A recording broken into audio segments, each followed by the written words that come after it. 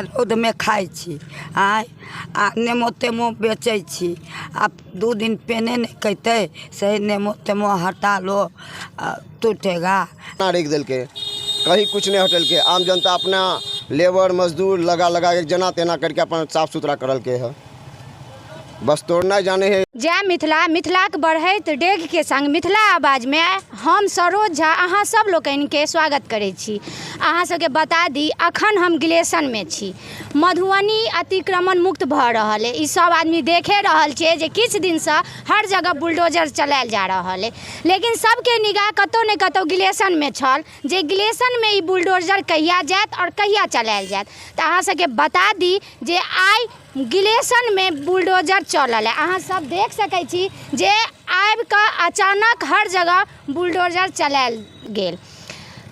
अतिक्रमण मुक्त भ रहल है, ई तो बहुत नीक बात अछि जे रोड चौड़ा आब देखा रहल अछि। मधुबनी के जाम के भी कतौ कतौ ठीक स्थिति अछि, लेकिन सवाल ई उठैया जे अतः के व्यवसायी सब जिनकर दुकान छलै हिनकर ई सब ब्लेम लगा रहल छथिन प्रशासन पर जे बिना सूचना देने आबि कऽ अचानक बुलडोजर चल देल गेल है। तो आउ हिनका से हम बात करै छी कि अहाँ सबके सूचना देल गेल छल? कोई सूचना नहीं पड़ल चले, बिना सूचना के ही बगैर सूचना के आया है बुलडोजर सटा दिया है। 2 लड़का भी घायल हो गया है। 2 लड़का केना घायल भ गेलै? चदरा गिरा दिया है बुलडोजर से, दीवार गिरा दिया है, पिलर गिरा दिया है और क्षति मतलब सामान से के क्षति से हो भेल? पूरा सामान का फल का क्षति हुआ। आम का पूरा गाड़ी चप गया है दीवार के तर में। पूरा आम सब थौआ थाकर हो गया, पोटा निकल गया आम का। देखियो हिनकर सबके कहनाम छनि जे सूचना नहीं देल गेल। सूचना अगर प्रशासन के द्वारा नगर परिषद के द्वारा अगर नहीं देल गेल है तो ई गलत बात है। बुलडोजर चलेला से 12 घंटा पहले 24 घंटा पहले कम से कम सूचना दऽ दियो जे ई सब सतर्क भ जेता। जेना कि हिनकर कहनाम छनि जे बुलडोजर चलेला में जे ऊपर से छपेस्टर जे गिरला ताहिमे 2 आदमी घायल छथि, जे ई गलत भेला, ई नहीं होबाक चाही।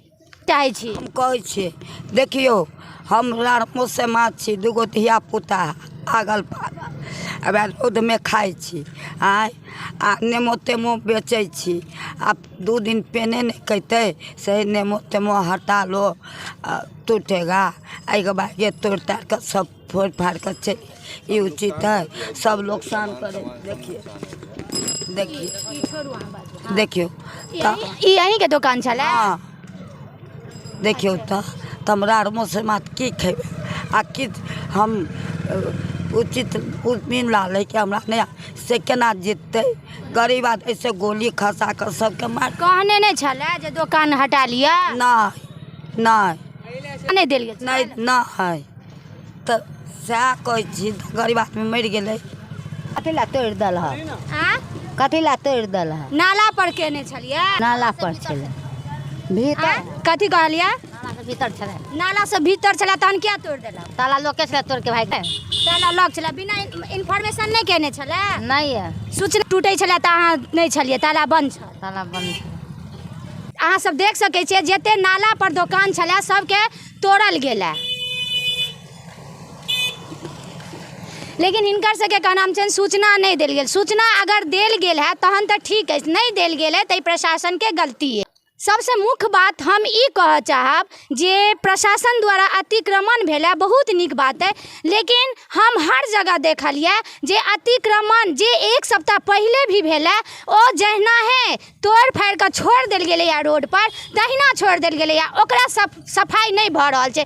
रोड पर आब जेना ई बिखरल छै, ई अहिना सप्ताह दिन महीना दिन कतेक दिन बिखरल रहत से पता नहीं। जतबे तेजी से अहाँ अतिक्रमण केलिए ततबे तेजी से अहाँ रोड के सफाई कऽ दियौ जे रोड पर ईटा पिलर ई सब जे है त यात्री के जे छै से दिक्कत होइ छै, जे गाड़ी लऽ कऽ जाइ छथिन हुनका दिक्कत होइ छनि।